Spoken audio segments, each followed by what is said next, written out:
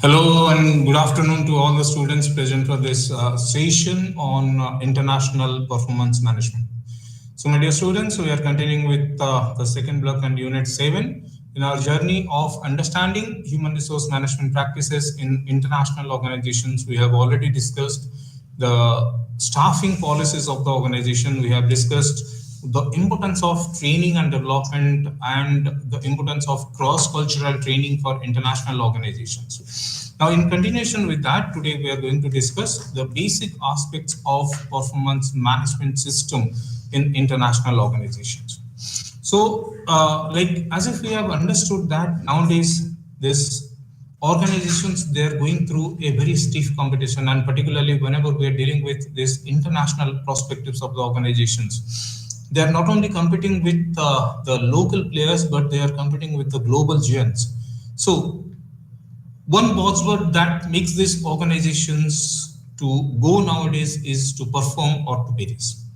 So in this context, if you do talk of this international contribution made by the human resources in the organization itself, there has to be enough emphasis on the level of coordination and control that the parent country headquarters should have over the subsidiaries. And that is where the role of human resources are very, very important. Beyond that, if we to talk of the basic aspects of the organizations, they're not only dealing with the global factors, but giving the emphasis on the local aspects of the business itself. So that is why managing the performances of the organizations are completely dependent on the performances of the individuals who are assigned with those international assignments. We are talking of the basic multinationals control mechanism, control system, which takes many such different factors into account. Factors, if we to talk of, like we are talking of this compensations, the kind of task and role that this international assignees do have, the kind of support that they do get from the headquarters itself, the host country's environment, and even all the cultural factors itself. So thinking of the impact that these factors do have on the performances of the individual, we need to devise the system. Beyond that, whenever we do talk of this culture mix, we do come out with a differentiation between these expatriates and non-expatriates. Whether the performances of expatriates should be same or should be different as the non-expatriates.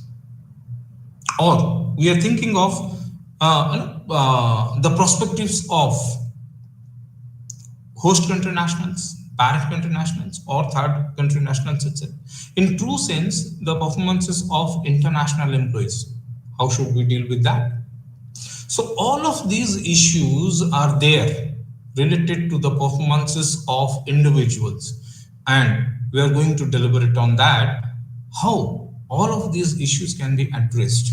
All of these issues can be taken into consideration so that the individual performances will lead to the organizational performances, and the overall objectives of the organizations can be achieved, can be accomplished through that. So let's start our journey. But before we move to the basic concept of international performance management system, let's talk about two fundamental concepts. Most of the time, people do have a misconception that performance appraisals and performance management are same. No, my dear students. Performance appraisal is an older concept. Management is a newer concept. Performance appraisal is a part of the performance management system. When in appraisal, we do assess the individual's contribution in a systematic way itself. So the performance appraisal deals with the assignment of different jobs to the individual and the evaluation made by the individuals in accomplishing those kind of jobs. So what is been assigned, what is been accomplished is measured to find out the gap between that. That is performance appraisal. Beyond that, performance appraisal may also take to evaluate the potentials of the employees to take up new tasks, new roles and responsibilities. What we call it as the potential appraisal of the employee itself, to evaluate the future capabilities of that particular person. However, we need to understand that most of the outcomes of this performance appraisal system are to take personal decisions only. But of late, when it was realized that each and every organization, they do take the strategic decisions of the organization along with the strategic decisions of human resource management practices. It means what? Strategic HR and strategic business practices nowadays, they go hand in hand, go together.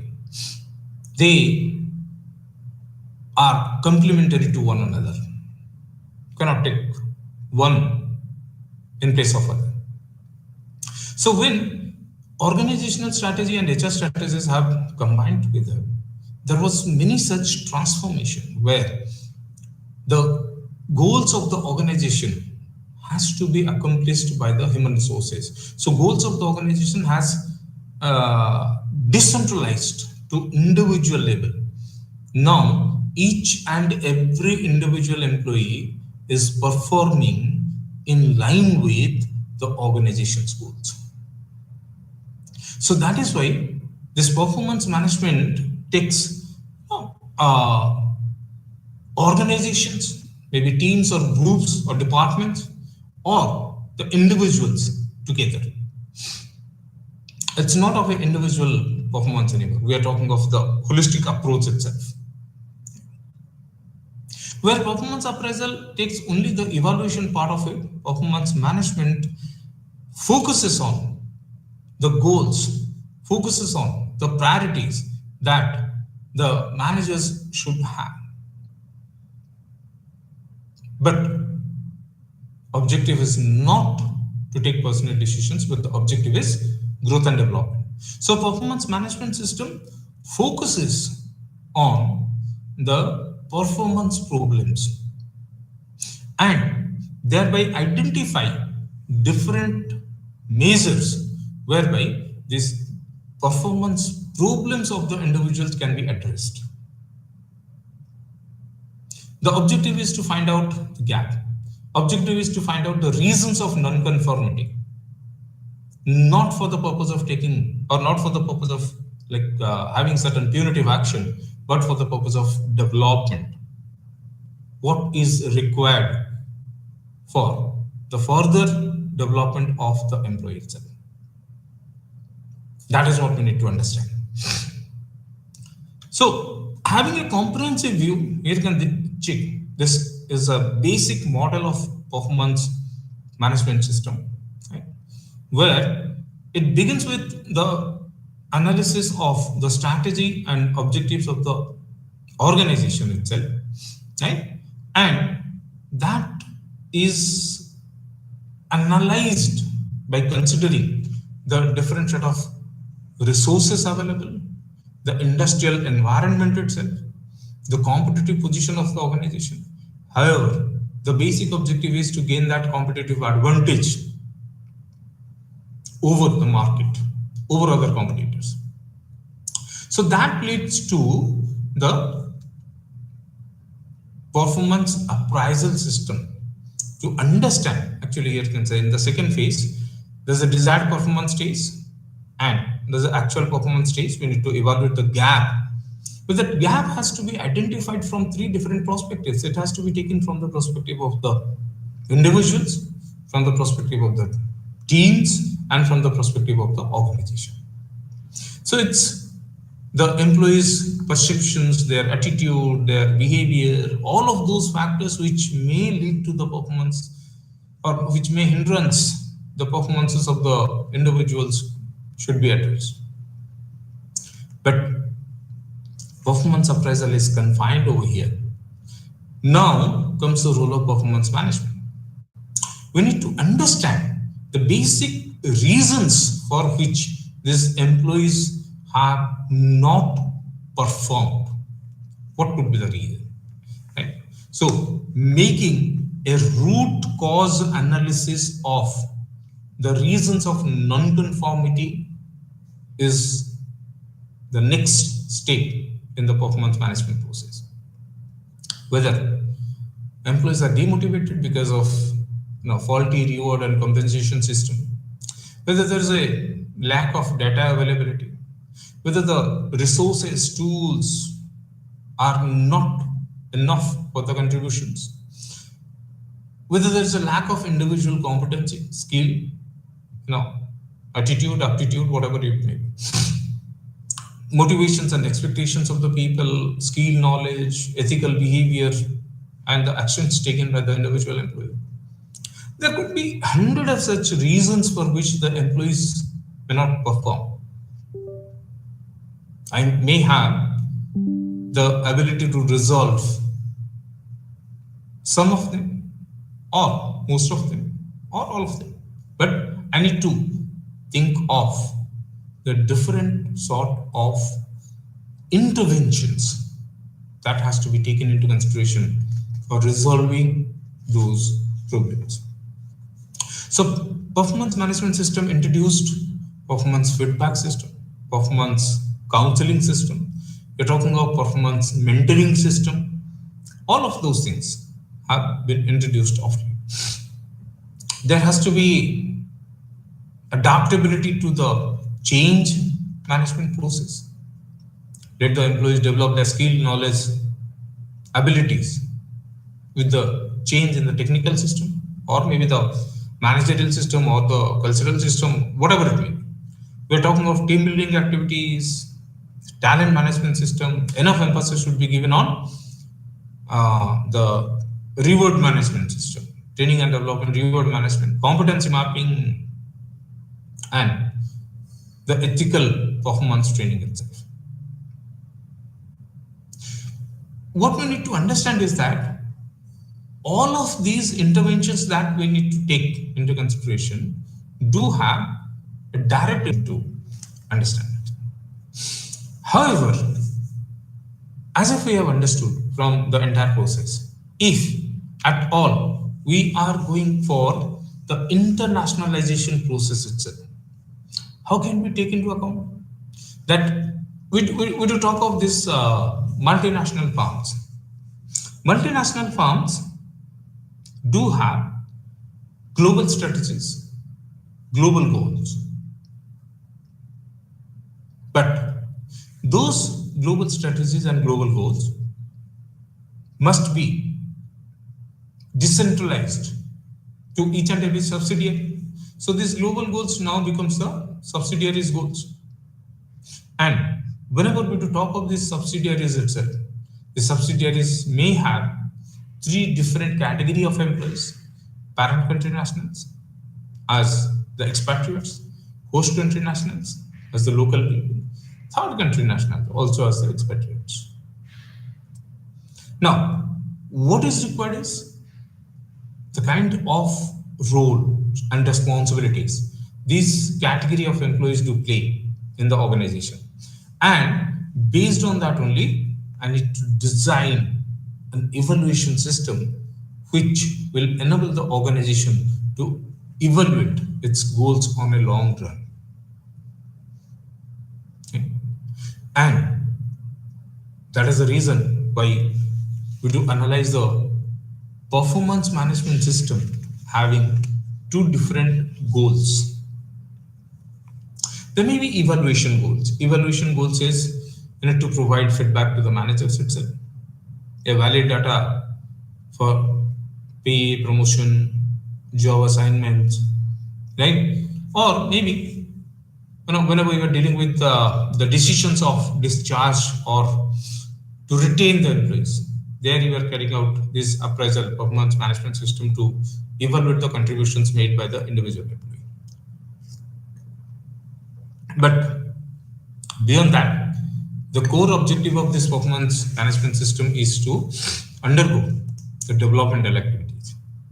So the developmental goals focuses on improving the performances of individuals, developing the level of commitment to the company itself, the level of loyalty towards the company, right? They should focus on the motivation level of the workers, motivation level of the international assignees, right? Whereby, not only the financial aspects of the people are taken care of, but most of the time it has been observed that people are also motivated by many such supplementary additional benefits. That's it. We can think of recognition system, which can develop the individual employee itself, right? So diagnosing the individuals and organizational problems can be another one aspect. Identifying the training and development need. All of those are the different goals that the international organizations do have. Performance management system is expected to carry out these two evaluation goals as well as developmental goals so that the performances can be taken into consideration. But let us understand the basic steps that we need to consider for this performance management system in an international organization. First of all, we need to talk of creating a linkage between this organizational strategy to performance management strategy. Setting the individual performance behavior, identifying the factors which affect the performance, appraising the performance of the individuals, providing regular feedback and progress towards the goals, providing opportunities for improvement, and then linking the results with the rewards itself. So these are the basic activities which are carried out in an international performance management system going for the organizations across the world. So let's focus on these 7 points and discuss one by one. Now, if I do talk about this organizational strategy itself, right, as if we have discussed now that HR strategies and organizational strategies go hand in hand. Defenders are the people who focus on the customer service itself, right? So HR activities are relevant over here. What sort of things are required? Now you need to think of the development and training aspects of the organization. We are thinking of the performance management system in such organizations should be based on both outcomes as well as on results. The behavior. Because here you focus on quality and at the same time reduction of cost so that the customers will get the advantage of cost benefit. So that is the reason why both this result or outcome oriented evaluation is there and the behavioral traits evaluation is there.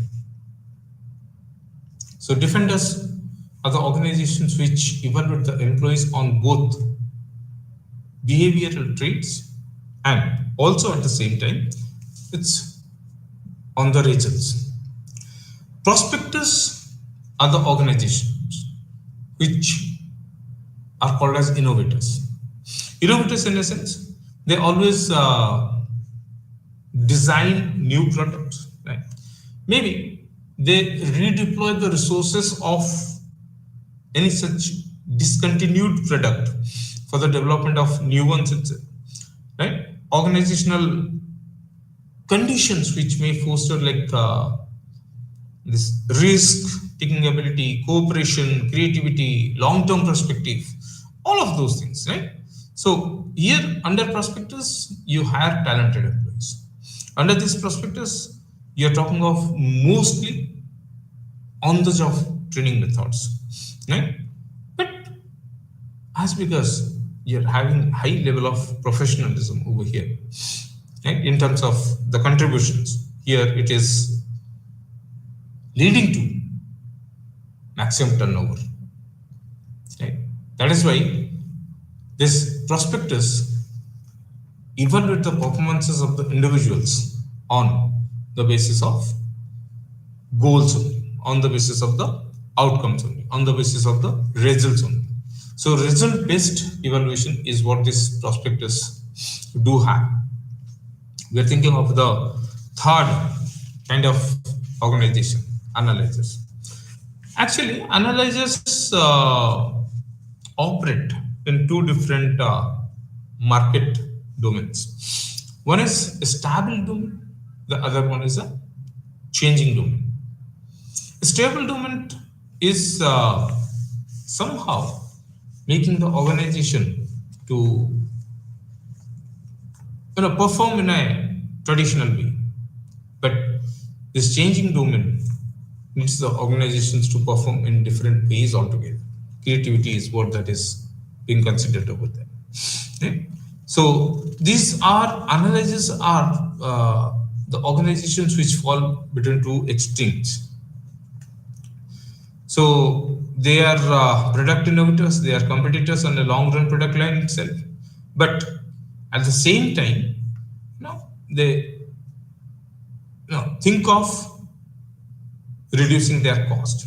They spend on training, but they also think of like bringing or filling high level positions for better control. Right? So here the evaluation is both the result based as well as behavior based. And the last one is reactors. Reactors, from the common sense of view, they react to the market conditions. That means what? These reactors are the organizations who operate in a highly competitive market itself, right? They are the slaves of the organization, we can say. They few systematic strategic implications can be there. Focus on results and behavioral traits. So this is how different sort of organizational strategies leads to different sort of performance appraisal strategies. Now, we will move to the next part. Second point was to set the individual performance goals itself. As we discussed, most of the time individuals do have a particular question with themselves. Okay, what is there in it for me? Whatever I'm doing, what benefit I'm going to get out of that? If at all, like goals are not been defined properly, then they may come out with several such goals. So once these individual goals are set, which may be done by mutual way altogether. Right? So we need to understand the different variables affecting the performances of individuals, right? And as I said, that performances of the individuals can be evaluated in two different categories. There may be non-expatriates, there may be expatriates. If I to talk of the non-expatriates of the organization, so these non-expatriates of the organization, they do continue with the traditional performance management system, right? Not much of changes, but we need to understand one thing, that the performance of the individuals are based on this extrinsic factors, right? Like we are talking of the working conditions, the company's policies, maybe the compensation itself, right? And the job intrinsic factors. Intrinsic factors are the kind of challenges involved in the job, right? We're talking of the basic career prospects associated with that particular job. So these factors which are associated with the appraisal of the non-expatriates, right, may not be the same as the factors associated with the expatriates.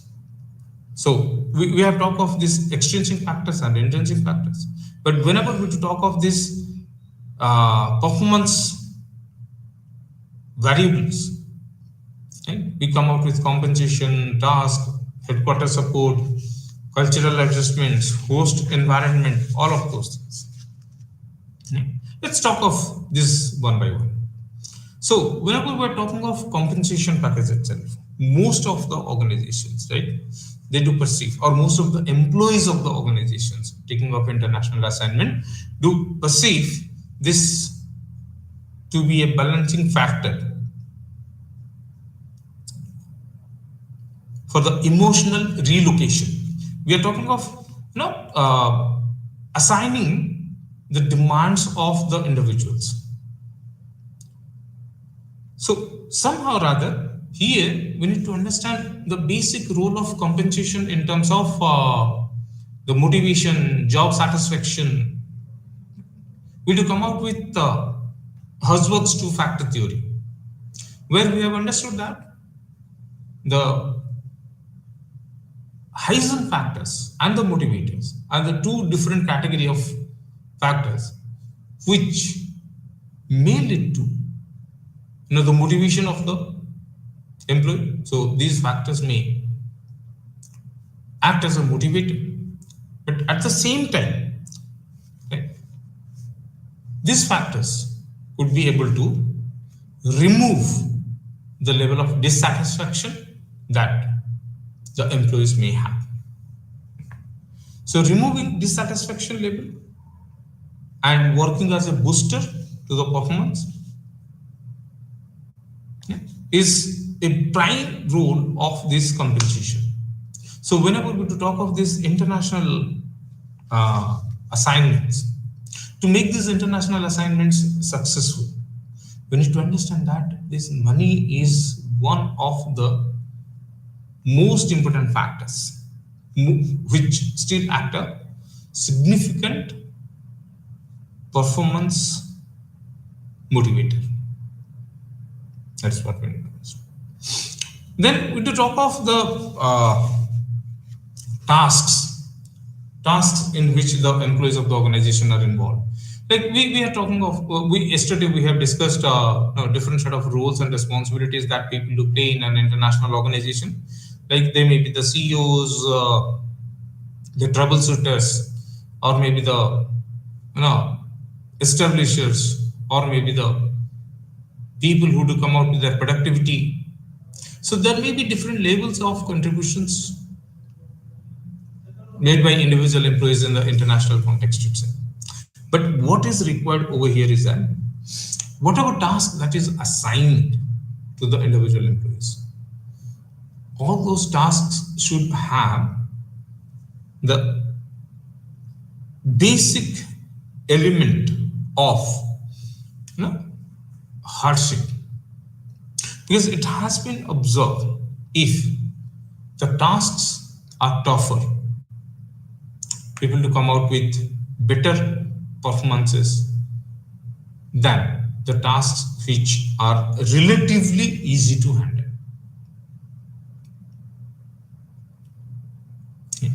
So tasks are to be completely challenging. People should perceive that element of challenge in each and every task, so that they can contribute towards the organization, right? But if not that, then it will be very difficult, right? We to talk of headquarters support. Now, none of these no subsidiaries could come up with the desired level of performance without the support of the headquarters itself, right? But whenever we to talk of this headquarters support, there may be different reasons for which headquarters should extend its support in the host country subsidiary itself. Like maybe making extra money could be the objectives of the employees. Okay? Improving career prospectus, loyalty towards the organization, commitment to make this process successful, right? And provide that moral courage. However, organizations should have a critical support from the headquarters in terms of like managing the practical problems itself, setting up new culture, right? Enabling the expatriates to settle down, provision of timely psychological counseling for the expatriates, right? Contribution of mental health of the performances, and families of the employees should also be assisted in. We do talk of the next factor as host environment, host country environment. Like sometimes this hostile environment of the host country may it be from any other, like we're talking of the war situation kind of thing, maybe the geographical isolation of that particular thing, right? Maybe the impact of terrorism over there. So these are some of the factors which will always lead to a turbulent contribution of the individual, right? So host country environment is again that makes the process more complex one. Cultural adjustments, because we from the day one itself we are talking of this, right? In our previous class we have talked of making the employees aware of the differences in terms of culture, and then getting themselves acquainted with that, right? So maybe the multicultural sensitivity, language ability, maybe the diplomatic thing, adaptability. We are talking of positive attitude, emotional stability, and maturity. These are some of the basic aspects of this cultural adjustment in the international process. However, whenever we do talk of the basic appraisal of performances, right? Appraising. So we need to think of three important factors: setting up the performance criteria, identifying the appraisers who are going to do that, and what will be the kind of frequency of appraisal. Right? So everything starts with the basic concept of understanding the task and goals of the organization. Right? And basically, whenever these people go for establishing any such kind of international assignments, they either to play the role of a CEO, right, who oversees the entire organizations, oversees the subsidiary itself, right, and direct the operations of the organization in terms of the strategies of the organization, right? Structure reproducers has to establish new structures, troubleshooters to deal with any such kind of, you know, complex or conflicts arising out of the process. Operative people do function on day-to-day basis itself, contributing towards the goals of the organization. So, having these tasks, different sort of tasks that the people to play, different sort of performance appraisal system has to be adapted itself. So, when it comes to the performance criteria for any such international assignment, we need to classify the criteria into three broad heads: trait-based, behavioral-based, and result-based. Traits are the individual characteristics. Okay. Openness to other culture, ability to live with them, okay. Loyalty to the company, articulation and level of initiative. The focus is on the what a person is, like in terms of the basic traits, characteristics, than what he does in the organization. But whenever we talk of the behavioral dimensions of the individuals, we do come up with the interpersonal relationships are the key factors of evaluation. Okay? What a person actually does in an organization, that is being evaluated. Right? Whether the person accomplishes the job individually or in a group or in a team, that is being taken into consideration. No, behavior says how a job has to be done. That is what. Trait, individual characteristics, personalities, perceptions, learning styles, attitude of the people itself. Leadership, judgmental abilities, teamwork. Behavior takes both leadership, judgmental ability, teamwork into consideration. Okay? But most of the international assignments do take result-based evaluation only. Right? So, how much profit is brought into organization during the assignment? Adherence to the target dates for commissioning plants or offices itself, establishing strategic alliances to carry out all those kind of things, right? So we do talk of this performance management system in three different levels of evaluation, where we do talk of its trait or behavior or result based. That is what we need to understand. Okay.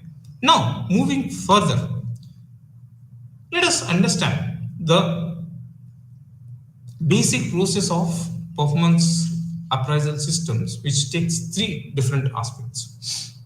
Question is, for the appraisers, if we do talk of the performance appraisal methods, and we do come out with this, the appraisers itself, maybe we do talk of appraisal in appraisal by one such stakeholder. Sometimes we refer it as single stakeholder appraisal, right? So most common appraisal is self-appraisal, appraisal by the concerned individual, or maybe the appraisal by the higher authorities. Only one stakeholder will appraise. There may be multiple stakeholders who carry out the appraisal process itself. So it can be either self, or there may be a reporting officer, maybe the reviewing officer itself. There may be multiple stakeholders who are involved in the process. Right? So everything is dependent on the kind of appraisal method that I'd like to have. Say, we are talking of international assignments. Most of the appraisers are from the home country, parent country. As if we have understood that appraisers are the immediate managers, right, immediate leaders, right? So they can be either from the host country itself or can be from the parent country. Most of the time, it is observed that people sitting in the corporate headquarters do have the responsibility of evaluating the contributions made by the people who do work on the subsidiaries. And that is where we do come out with a proof. Right? We cannot think of the contribution to be made by individual employee to be evaluated by a particular person who is on the parent country, right? Who may not have that international experience. So competency of the person who is appraising is question mark. Right? So maybe that is what we do say, that it's not that the only parent country managers do take the appraisal. Sometimes it's both the parent country managers and the host country managers do make the appraisals itself. So appraisals can have or can be based on this matrix reporting system, multiple reporting system itself. Right? There may be multiple appraisals. Sometimes we call it as 360-degree appraisal. So it's like appraisal by all the stakeholders of the organization. And this appraisal and review cycle has to be taken into consideration. Okay. We are talking of this because there may be biasnesses in terms of the evaluation process, and we need to avoid that. Second factor that we do come out with is the frequency of assessment itself. Appraisals can be made on monthly basis. Appraisals can be made on quarterly basis. Appraisals can be made on biannual, 6 months basis, or annually, once in 1 year itself. It is like out of a research, it is observed that more than 70% of the organizations, they do follow an annual system of appraisal. They follow once in a year kind of thing. So most of the organizations in international perspectives do take annual appraisal method itself. We are talking of the last such important aspect, that is to provide feedback itself. Now, what we can do is that, while providing this feedback, we do take two different aspects into consideration. One is opportunities for improvement. We are thinking of that. Then linking the rewards and results itself. So feedback, the objective of providing this feedback is to ensure that each and every member in the organization, they have contributed their part of responsibility. They have contributed their part of responsibility. So if I do say that the performance outcome of this performance management system, we do classify it in terms of two things: willingness of the people to perform and ability of the people to perform. I do have high willingness to perform, but I do not have the requisite abilities to perform. I may have high abilities to perform. I may not have high willingness to perform. So both of these things, they do define the level of performance management system. Right? So what we need to do as an outcome? Say if the particular person is having high willingness, he wants to perform, but he doesn't have the requisite skill, knowledge, ability to perform. The solution is provide them training, upgrade their skill, they can contribute. But in the other case where the employee has got the ability, he has got all skill, knowledge, aptitudes, everything with him, but the willingness is not there. What should be done for that? Training is not a solution. Solution is counseling. What we can do is that we need to counsel him so that his contributions can be taken into consideration. Okay? So, whenever we talk of this opportunities for improvement, we need to find out the KRS. We need to find out the root cause of the problems faced by the employee, and then the suggestions or the recommendations to improve the individual. Most of the time, it is not only that the job related factors are only responsible for that. Now, nowadays it has been observed that the personal problems of the individuals may also be the factors leading towards non-performances of individuals, right?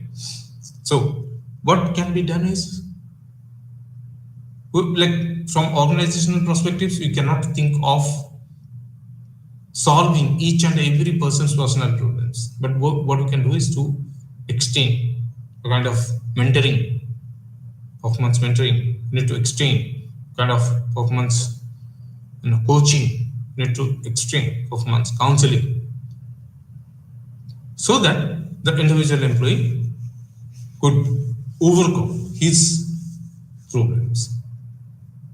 There is enough opportunity to provide feedback in a positive way, whereby the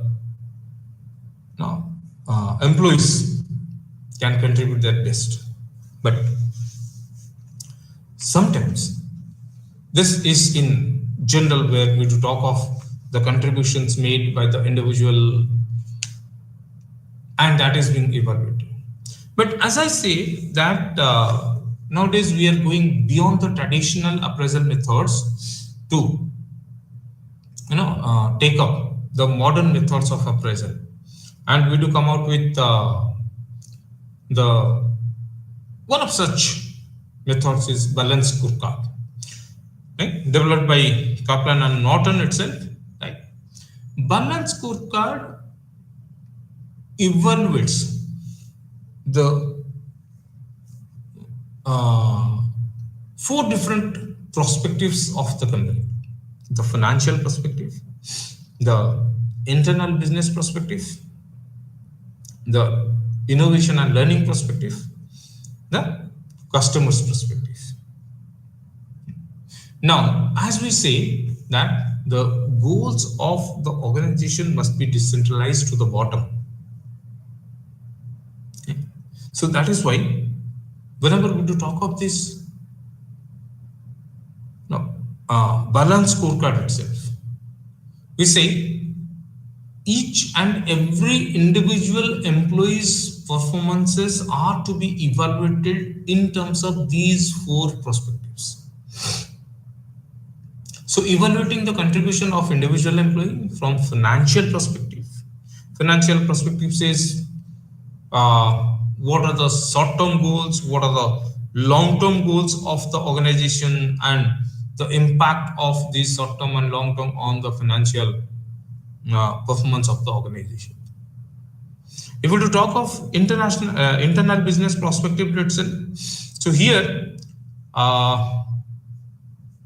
the thrust is on the reduction of cost, right? Internal business perspective says focus on this production and operation statistics,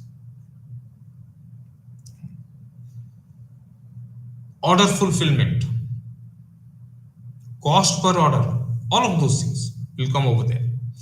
Innovation and learning perspective says to what extent the human resources of the organization can be utilized in a better way.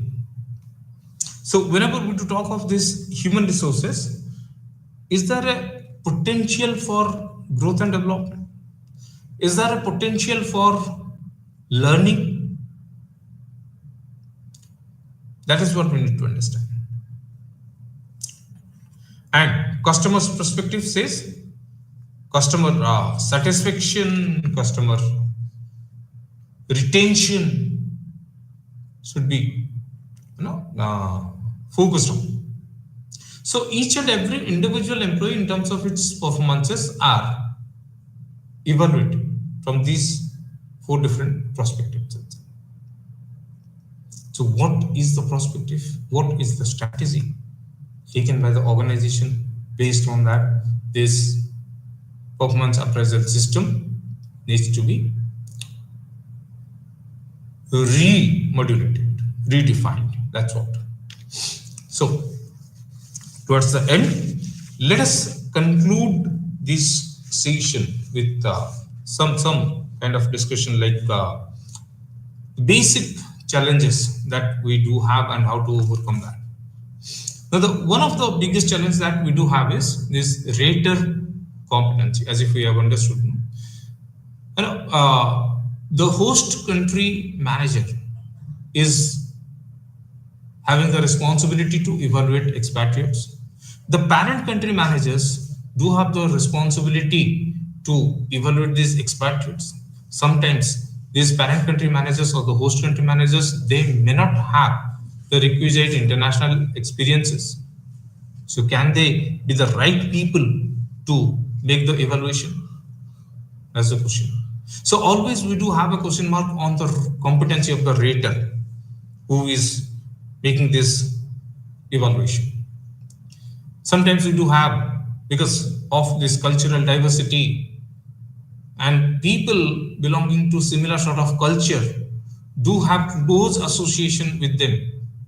So may lead to biasnesses in terms of evaluation.